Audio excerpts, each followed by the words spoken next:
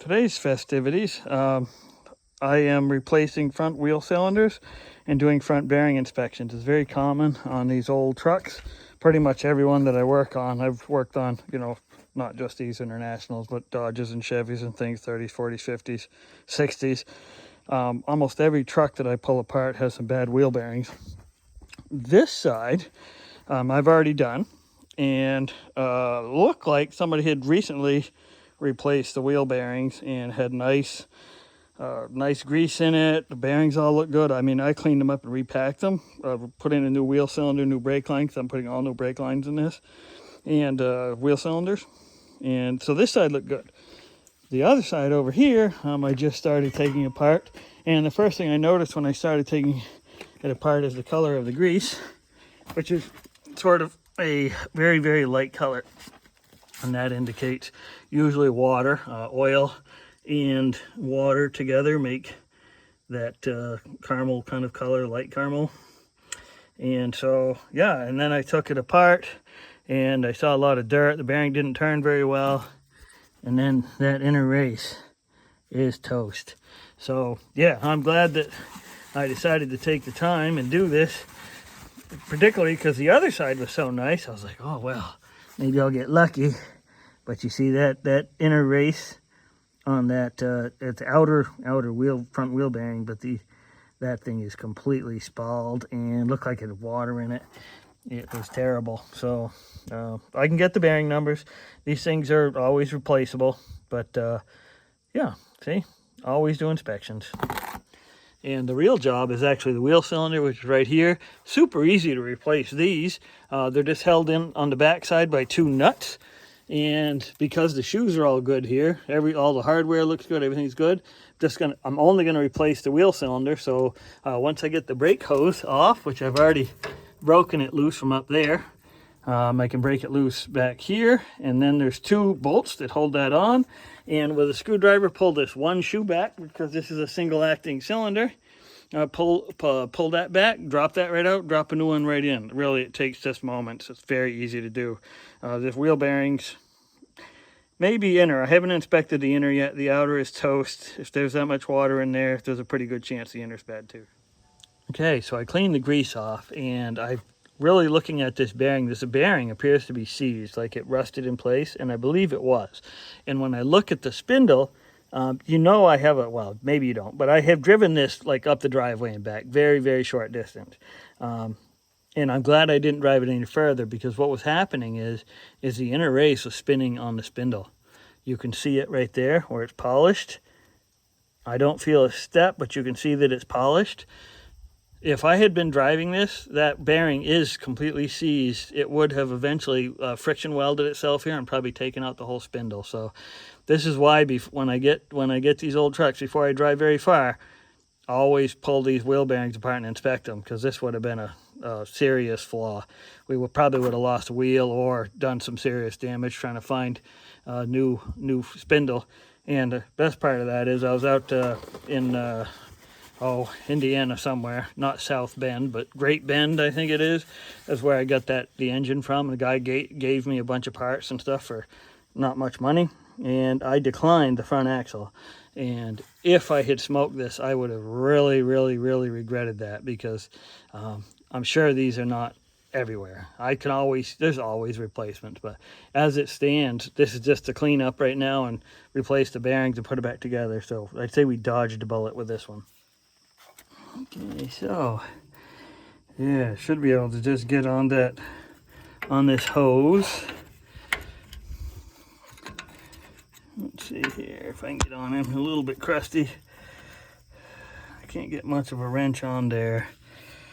I'm going to take the 1/2-inch nut above it off first. It's right where my finger is. Can't get into focus. Sorry about the focus, but the nut right there. And if I get that nut, might be able to get this off. I could remove the wheel cylinder with a hose on. It's just easier to do it without. So I'm going to try to pop that and then pull the hose. With the little nut removed, now we can get after this. There, easy. So there it is. And we can Just unscrewing. Now there's a copper washer on the back of that. Some of these designs have them, some don't, you know what I mean? So we try to make sure we save on that if it's got them. Sure does. Copper washer. There's even some brake fluid in there, which is probably a good sign. So anyways, getting a new one way or the other. All right, so let's see. Yeah, if I can just pop. Oop, I gotta pull the other one off, don't I?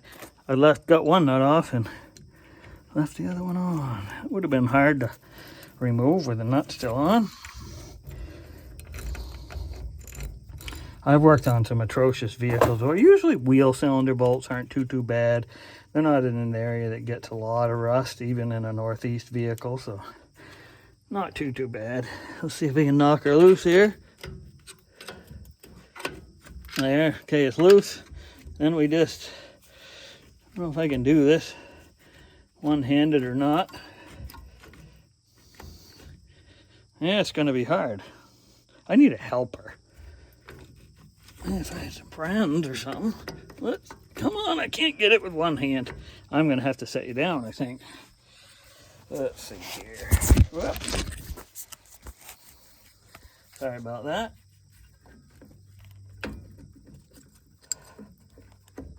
There. That easy. There it is. New wheel cylinder. It's the, what's the part number for this? WC9696. That's the passenger side front for a 54 International R120. Imagine the trucks, all the 3/4 tons and whatnot, are the same. I think International tends to use the same parts. What's the driver's side? It's probably very similar. I got that right here. And the driver is 9695 for the part numbers. These are available pretty much anywhere. I think I got these online, whether it's Part Geek or one of those online. Could have been Amazon. I don't remember what it was, but commonly available. But don't get the cheapest brand, the Chinese ones, but the Ray Bestos ones probably been made in China too, but have a little bit better quality. And here it actually is. Checking in the bag. There's my new copper washer. I'll have to keep track of that. And yeah, that's pretty much the deal. I apologize in advance for the strange camera angle. I don't have a camera stand or anything like that, so just got to get the little brake anchor pin into the wheel cylinder. There, a little bit of grease on there, and just about ready to go. Just need to pull the shoe back again. Again, this really only applies to these Internationals, as far as I can tell, single acting cylinder. Most of the other ones that are duals, the Chevrolet Delco Marine or whatever you want to call it, they have the dual acting. I don't think it's quite that easy. I have spread shoes and done them on those, but this is pretty simple as far as changing out wheel cylinders is concerned. I say that, it'll be something will go wrong, but I'm gonna get my bolts to line up here. Where are you, fella? Oh, just a whisker. There we go, just a whisker. There it is. Okay, so if I had to take one of these bolts out in order to get the hose out, what I'll do is I'll tighten up the one that I didn't have to take out, and then I'll install the hose, then I'll put in the other bolt. And that portion of this job will be done and then I can go and do some research on wheel bearings. The numbers are written right on the wheel bearings, so even if you go in there and they say, oh, you're making model, they have no idea. They will pretty much never be able to do. Oh, brake hose, by the way. Oops, fumbled. That BH 4900, that's both of the fronts. They're identical on each side, even though the hookups on the frame are not quite the same. But yeah, there it is. Let's see if I remember to keep track of my copper washer, because the copper, there it is right here, my brand new copper washer. And then this guy right here, copper washer, goes on there. You can just thread her on in there. There you go. Come on, you can do it. There you go. Nope. Behave. I told you. Come on.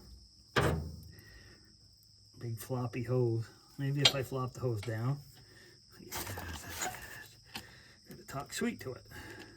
Come on there, fella. You can do it. A little fiddly. Well, what on earth? There it is. At the wrong angle. Now, just to thread it in by hand and tighten her up with my 5/8 handy wrench. There's a lot of 5/8 stuff going around here. Because it has the copper washer, I just snug her down and I'll pull you up here. Okay, so now there's actually you see that outer threaded part and then there's the inner threaded part? The brake line actually threads into that. The outer part, where it goes through the frame rail here, there's a nut and a lock washer that goes on this on the other side. So we'll have to crawl under there and do that. But the brake portion of this is done. And if it was like the other side, I would just repack and put it all together. But it isn't like the other side with my funky bearing. So I'm going to go under. I'll put that, I want to, tonight, there we go. I almost forgot that. Did you see that? Had to snap that down in place so it's back home. Yeah, I'll go under. I'll bolt that hose up. I've got to make hard lines for this. Right now I'm just doing the hoses and the wheel cylinders. And because I only have limited time, you know, a couple days, a month or something to work on these. So anyways, I'll get that done. And I've got a little plug. I don't want to leave open line. Somewhere in here there's a yellow plug. I can cap my line. See, when they get the new wheel cylinders, they come with those, and I'll cap that inner line with that. And because I'll probably have to leave it a few weeks without, you know, it's open lines. So I don't like open lines, mason bees, whatever, bugs, rust, rain. So I cap the lines. But so yeah, there we go. Let's crawl under there. See if we can find that nut. Yeah, real mechanics have things like lifts in garages. Not me, by golly. I even have a garage, but I just fill it with crap right away. I don't have a good camera. Believe it or not, there's a threaded the hose up there. You can probably see it barely in the center of the picture. Putting my finger up towards it right there. And then I've got a big nut down here that I got to snag on and put that on there. And then we'll be ready to go. But let me do a little bit of prep work. I'll be right back. Here's a little interesting sideline. I had taken that nut off and I set it on the ground. Or actually, I'd set it on the mat. And so when I left you, I was like, okay, I'll find it. Well, I found it. Right now, I've got my jack holding up the wheel and the nut. Can you see it? It is 100% exactly under the wheel of my jack. Yes. There it is. I got him back. I actually got jack stands under and everything too. So, you know, this is how stuff goes. I think that if you were going to say, what are the odds of that happening? I would say about 90% in my life. In terms of like statistical analysis, it's probably 1 in 8 trillion billion. But yeah, for me, if something like that happens, it's going to happen. Murphy's Law, whatever it is. So, but anyways, back at it. Enough grabbing. So what you've got is too much sun is what you got. But there's a little lock washer. See, lock washer there, you can see it. The lock washer goes on. Everything's sun washed here. So, and then the nut will go on. But again, this is one of those where I don't think I can, well, I got the nut started, believe it or not. Even like that. The other side was kind of a bear because you got it part way on and it locked up. And there's no real way to hold this hose other than a pair of vice grips, which is, you know, there's a guy that made a whole living off of vice grips, which I always said that stole my ideas. He didn't steal my ideas at all. But what he did do is he took action when I didn't, right? I was doing all that stuff and I didn't do a thing about it, didn't do any films. And he was motivated. That shows what, you know, if you got talent and motivation together, you have to just do it. Now I'm old. It's kind of ship sailed, but You know, I'm proud of him. He took it and did it. And that's why I always try to tell people, you know what? Just try to do stuff. Yeah, she's together. It's really hard to see. Is there a way to get a light on, I wonder? I need a good key grip. Believe it or not, yeah, see, there's so much light here. And probably grease on my lens, to be quite honest. But anyways, that's there. It's together. Without the light pouring onto me, here we go. We get a pretty good view of it. That's bolted in. I had to hold that with a vice grip. Probably a tubing wrench might have been able to work. But anyways, I just used a pair of vice grips. And we're hooked up here. Wheel cylinder. This is a brake portion other than a hard line inside. There's no hard line. That portion is done. And bearings. Let's switch over to bearings. All right. Now, I've got that inner bearing feels smooth and nice, but there's so much water in there. I'll inspect it. I mean, if you're doing bearings quite often, the outer one is the one that goes first. It's definitely bad on this one. But I'll pop that off. I've got a seal. I can actually get a seal number off of that. Let's see if we can take a look. I'll have to zoom in, but it looks like 76 something. 7600S. 7600S is the inner seal. So yeah, I work in dirty environments. I got a gravel driveway. So what I use is semi-clean cardboard. It's not lab conditions, but I'm gonna drop that seal out, and I don't want it to fall in the gravel, so I make sure I keep my cardboard boxes. I get new cardboard all the time. It's pretty cheap and easy, so that's what we'll keep going with that. All right, so what I'm about to do is knock out the inner bearing. It's held in by a grease seal, and I might not damage the grease seal, but I probably will. So when you I'm not going to drive out the inner race. I'm just going to drive out the bearing. I have to do that very carefully and gently. I just knock it out, and it should drive the wheel seal out with it. Damage it, maybe not. Probably going to replace it anyways if I can get it. So, but that's what we'll do next. Okay, drivey. Now, this is a thing that I flattened out the end so it's not sharp or nothing. So it's not gonna. You shouldn't sharp dig in. Sometimes you can still damage your bearing doing this, but because it's just a sheet metal cage. But usually the oil seal comes right out.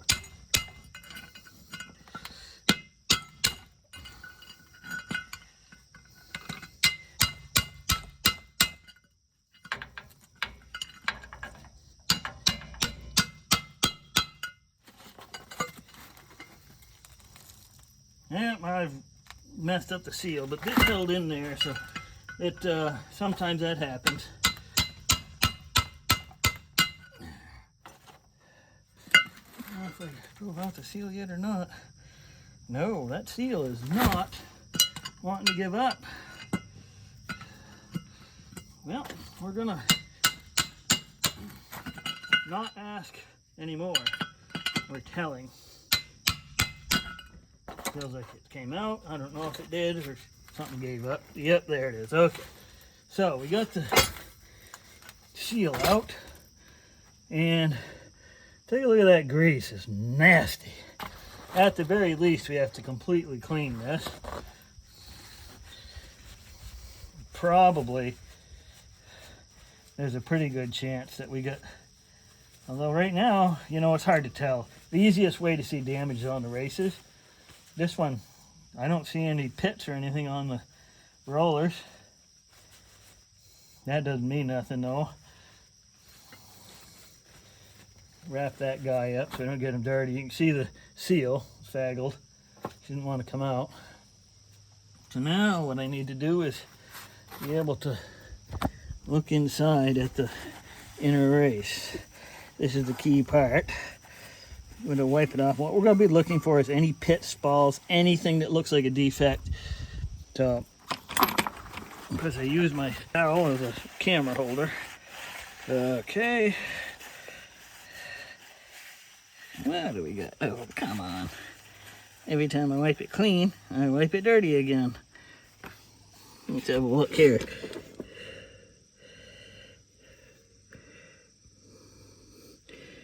Through my hazy camera, I don't see much, but I'll take a real look with my actual eye. And so, now, you can actually see some staining there. That's probably acid etching. You can't really tell, but if I can see anything on a bearing, it's getting replaced. So this bearing would probably last a little bit longer, but it's not going to last a little bit longer in my care. It's going away if I can get a new one. But that should be fairly easy to drive out that in a race. So yeah, just any defect like that. I can't catch a finger on that. It's just, but yeah, that will spall. Just happened to look in the stock that I had in the back of the truck, and look at that, 7600 seal. I've actually got two of them. There's another brand new one over there. There's even brand newer one over here, right there. Good thing about being old, it's like having Christmas all the time. Do I have any bearings? What is it? Oh, that's a stud. I remember for the outside. Are you winning? I am trying to win. Ooh, what you doing? I am replacing bearings, or not replacing bearings, but yeah, I don't have bearings, but I do have a seal. So you should put a hamster in there and then have your car run off of like hamster power. Yeah, this is my helpful person right here. I'm a professional engineer. Yes. So anyways, I need to get new bearings and races. I had thought I got some, but let me take another look because, boy, I had the seals. In other news, I was on the line the other day on the Metro website, and somebody had a chassis, and they had some panels on it, and I was wondering what they were for. Well, I've got the side panel that's supposed to go up by the radiator. I've got one side. I have the metal rod that goes across the front. And I've got the big metal panel, which people could only guess probably has something to do with cold weather operation, but not sure. But yeah, pretty cool. I don't have both panels, unfortunately. I wonder if I threw it away. I had no idea what those panels were. But one side is better than no sides, and I could always copy it. So anyways, yeah, cool. And yeah, I had bought seals, but no bearings. So I've got to drive out the inner races. I used to think that bearings always came as races and bearings all together, but lately I've been buying them where you have to buy the race separate than the rest of the bearing, which is weird. I always thought they were matched. So I'll drive out these inner races, then I can get the numbers. I've got the outer bearings. I clearly have a new wheel seal, which is good. I don't have to get that. And then I'm done for tonight, I guess. I'm on jack stand. Probably didn't see a jack stand earlier. Don't believe your lying eyes. There's always a jack stand there, whether you see it or not. Sometimes they're like invisible or they blend in, but they're always there. So these, it's just a matter of taking, I've got a dull chisel, basically a flat chisel, and driving on the back side of the inner race. You can see it way down in there.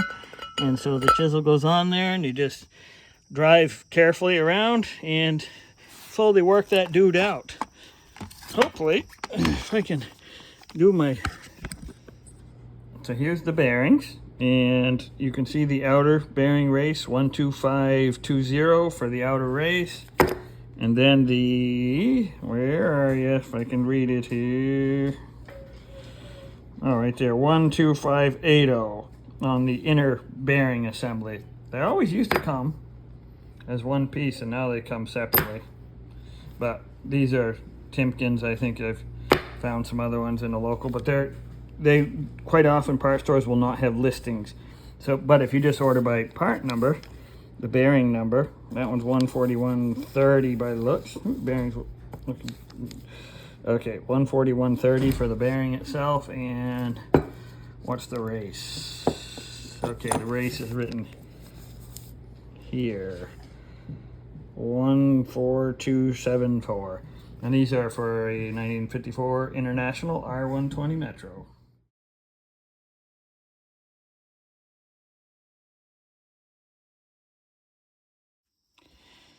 A couple days later, I've got my bearings and seals here. I've got the outer ones here and the inner ones are over there.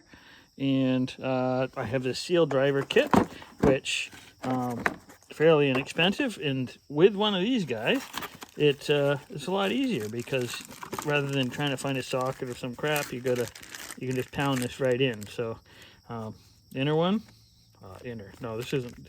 This is the, yes, it is the inner bearing outer race, and we'll just pound it in there. Okay, so I had to use a pipe wrench to make myself a camera stand, but you basically have your race, and this is a seal driver, and it fits right in there, and we'll push that in nicely.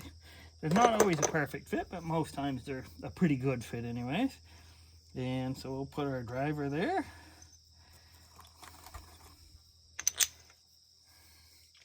Seal driver goes on there, and we can put this thing home. I've been trying to get this rig going and ready. So I'm going to be taking my truck down to the coast, so my other green pickup. So I'll be trying to get this one so I can do the local home kind of jobs that I might be doing here.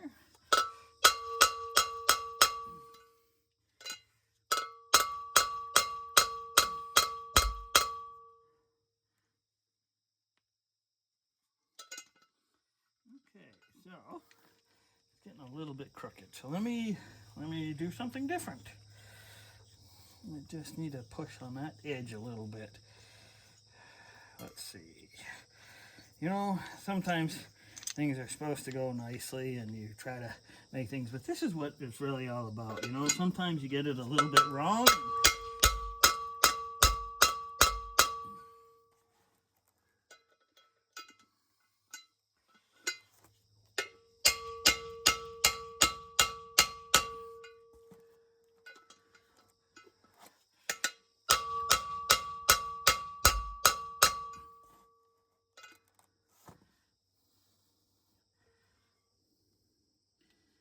Little fella's kind of being a jerk. So what I'm going to do now is I'm going to try to push it back out and try again.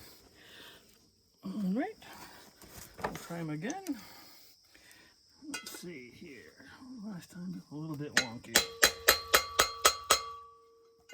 Okay, it's going down a little bit low over there, so.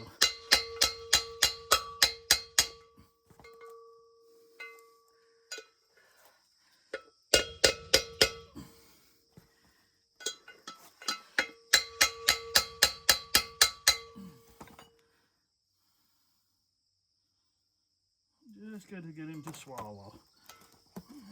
Let's see here.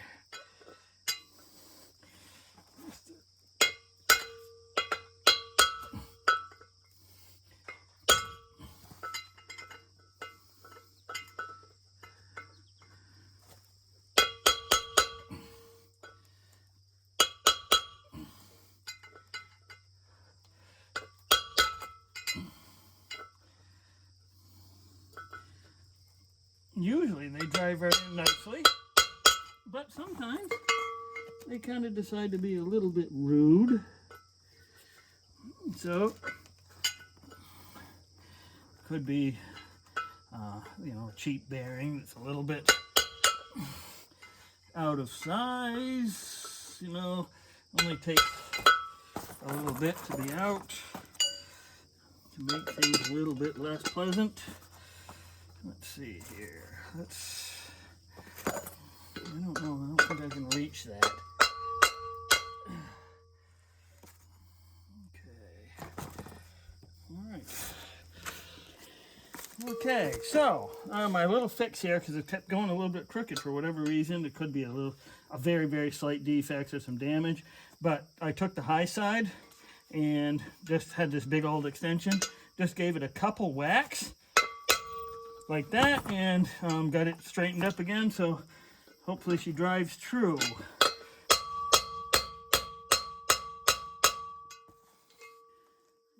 She's going down smooth now.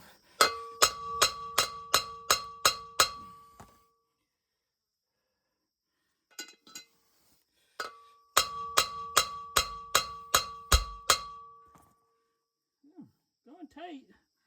Good Lord. Well, it's going, but usually they go a little bit easier than this. But maybe if I put some heat on that drum to expand it up a little bit, probably go a little bit easier. It's a hot day. Could be that race is warm compared to the drum.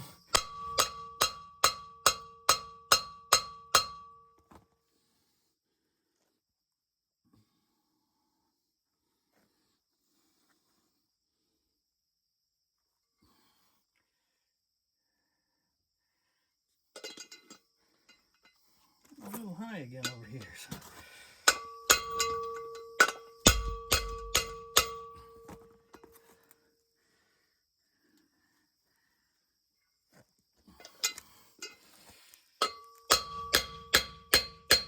That must have cured it because it just suddenly went down. So having it straightened up and it went right in. So that's let that be a lesson to all of us here. These things got to be perfectly straight. And even with the seal drivers help, but they're not a cure-all.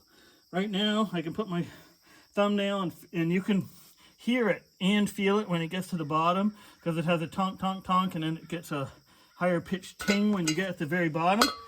When it's a solid piece, the sound changes, which means you're landed and solid. So, yeah, see, this is one of those things. It's not always going right in just as easy as can be, but we always get it. All right, so we got the inner outer race, and now we're going to install the outer race.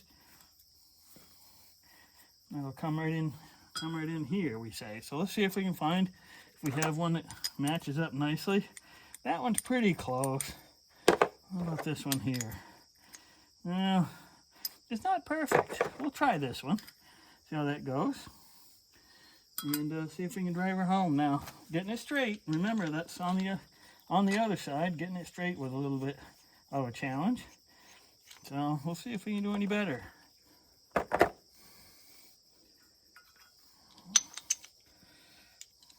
But yeah, I spent most of my life trying to put in these races without the seal tool. And I say seal tool. They call it a seal tool. It's for putting in seals and races. But yeah, it's a handy rig to have. Yeah, see, I'm going a little bit crooked again.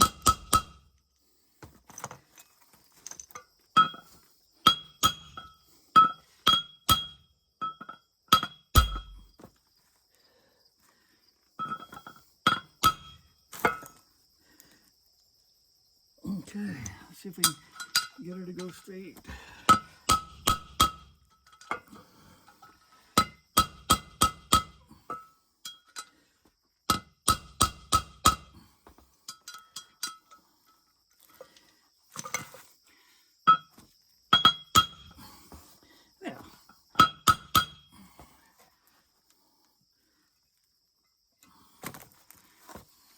See here. I'm gonna I've been using this with the taper side, with the side that's supposed to go towards the race, but it wasn't quite perfect.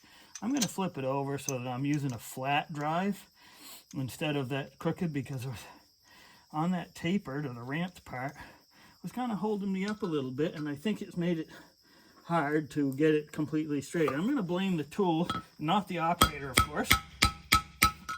Oh, she's going in straight now.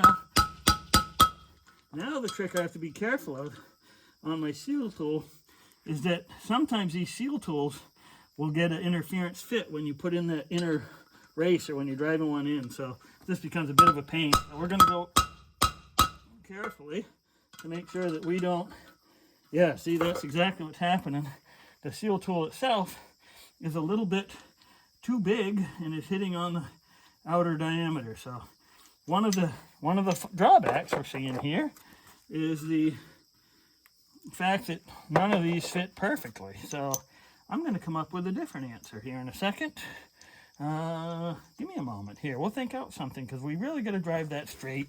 So we'll come up with an answer. We'll see if this will fit here. This is close. If it sticks or gives us a hard time, we might not be able to get it in there, but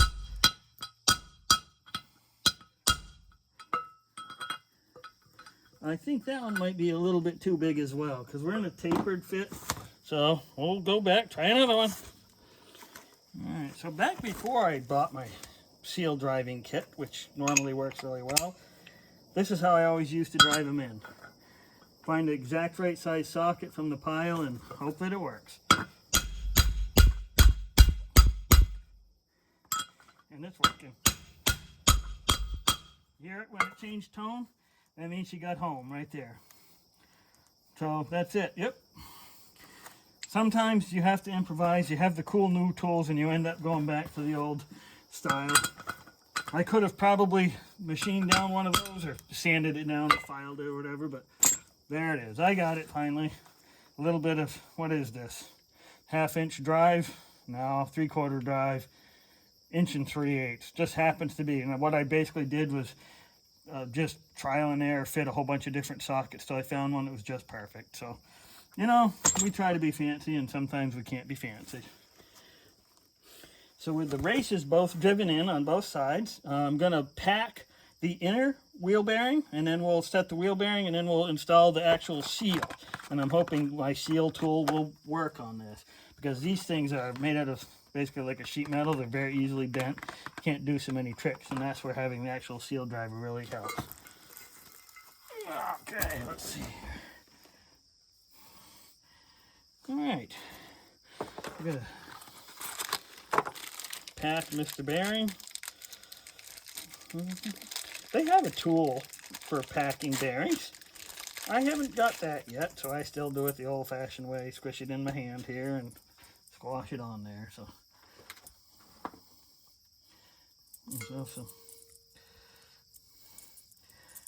it takes a minute. You just gotta squash them in squash them into the thing here. You know, just work it around.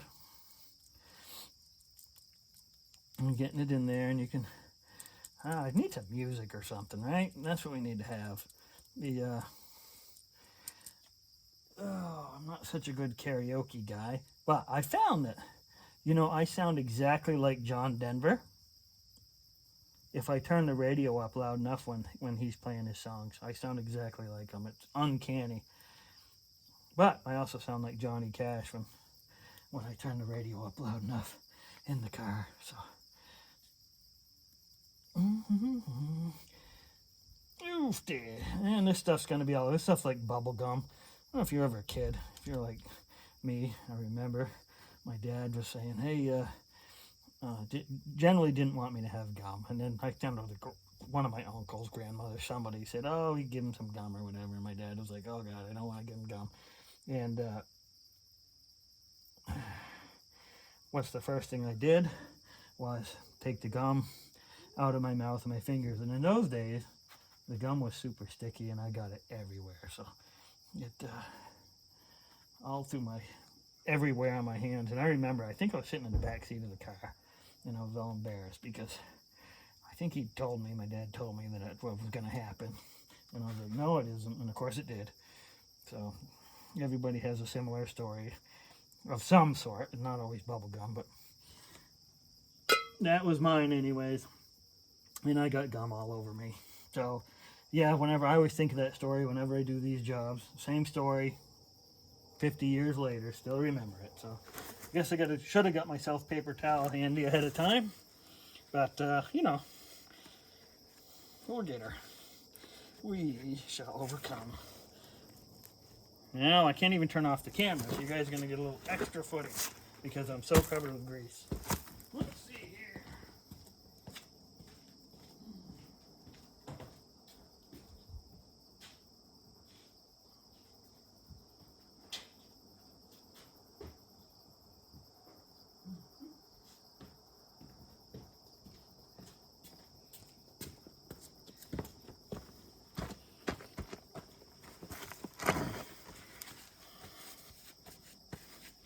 I'm going to do a break in the camera so I can edit some of this. I don't know if I'll edit it or not, but you'll never know. Okay, so got the inner wheel bearing packed and in place. Somebody will probably find fault with it, but that's okay. I really don't care. I've been packing them and I've never had one fail, so there it is. Okay, let's see. Seal driver. Let's see if I can do this without damaging this seal. Maybe the next one larger. What do we got here, old fella? Well, maybe. What about that? Oh, I think we're there. Let's just go over, see what happens. You know, I'm gonna go up to that one. And haven't had much luck with the first two. I was gonna show off and be Mr. Smarty Pants and got my comeuppance. Let's see if I can drive this thing any straighter than I did the bearings. Nope. Okay, you have to be very careful because we don't want to bend up the sheet metal here. There, we got her. I recovered. Let's see here. Okay. You really, for me, just get them flush. Maybe a hair under. So I didn't screw it on this time, so we'll give it just an extra tap. We don't want to push it hard into the bearing, but that feels so nice. Woohoo! Perfect. I'll show you my handiwork here. Hear that? That is home. You can tell by the sound, the ting, ting, ting, as opposed to the tong, tong, tong. Let's have a look here. There it is. It's home. And so, yeah, the next thing, I'll just slap that dude on there. All right, Operation Slap That Dude On There is about to commence. There's an old copper washer I left there last week. Stayed good and sticky. If I can avoid getting grease on the actual brake drum, a modern miracle. And then I'll pack the outer. I've already shoved a whole bunch in there, so she's good and packed and ready to roll. Operation Get Metro rolling. Okay.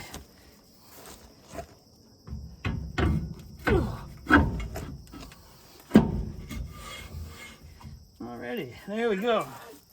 Nice. Oop. Hello. I'm gonna break your work.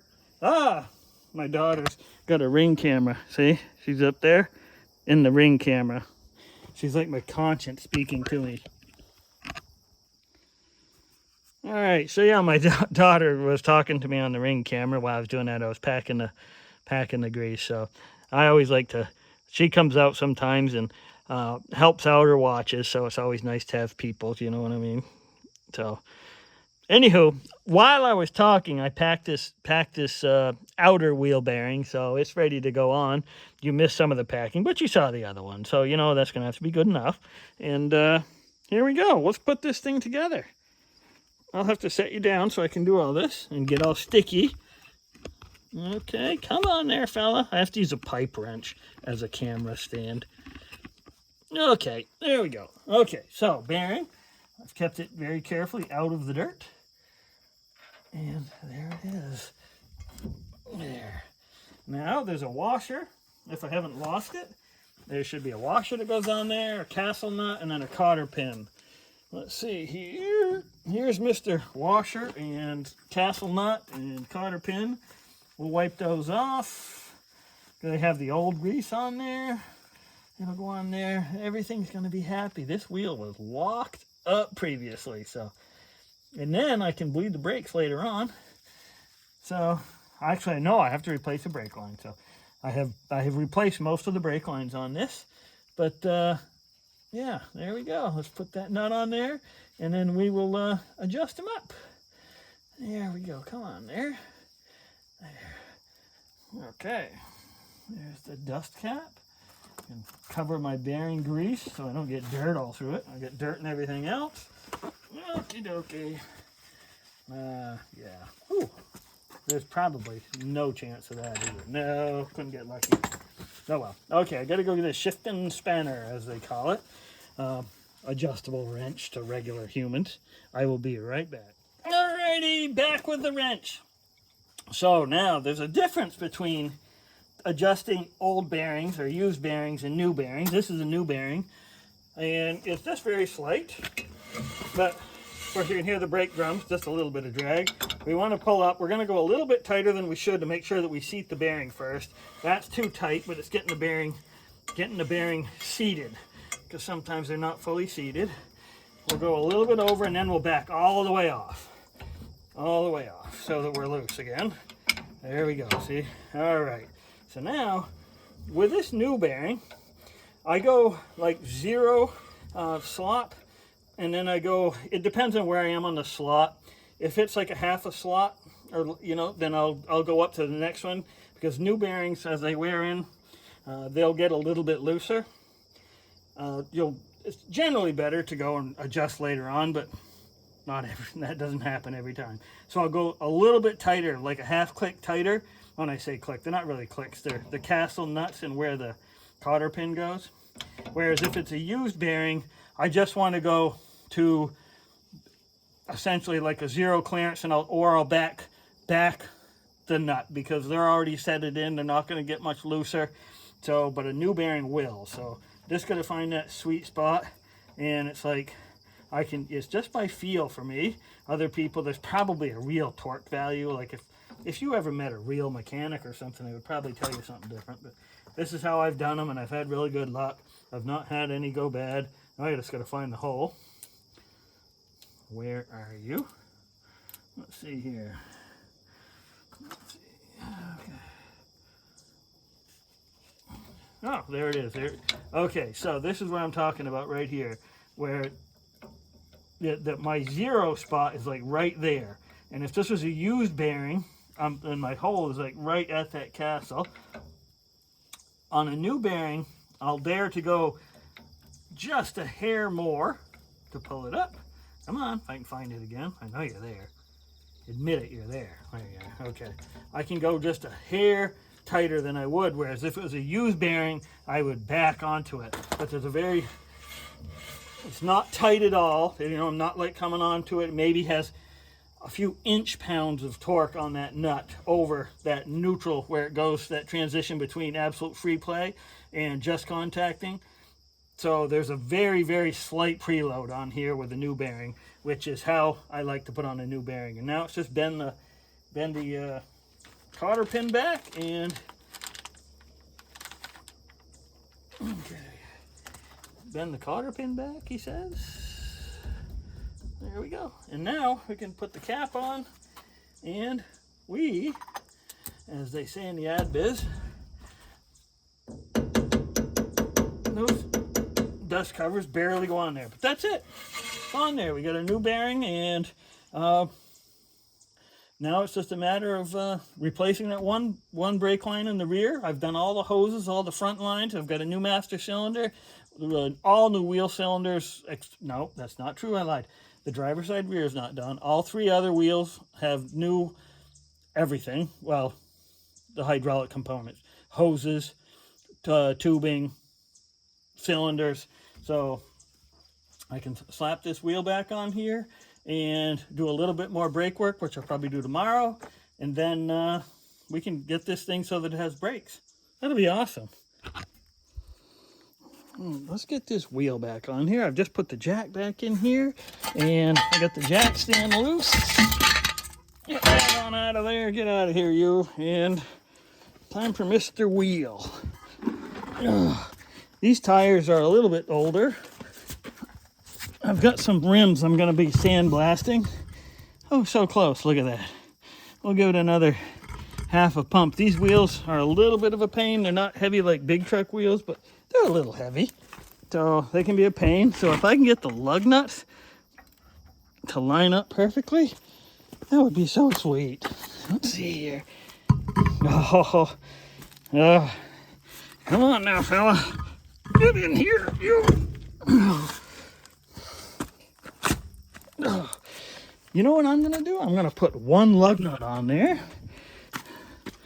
You know, these, the passenger side is regular righty-tighty, lefty-loosey. The driver's side on these trucks is opposite, and a lot of vehicles from the 50s are like that, where the bolt pattern is just opposite on the driver's side, and had something to do with somebody somewhere, some engineer, figured that if wheel nuts became loose, because of the vehicle rotation, rather than coming all the way loose, they would tend to not work loose. So obviously that ended sometime in the 1960s, so couldn't have been too truthy, I guess, but There it is. But I don't know how many times you'll come across somebody that has their first old car, and one of the first things you have to do is get the crusty old wheels off.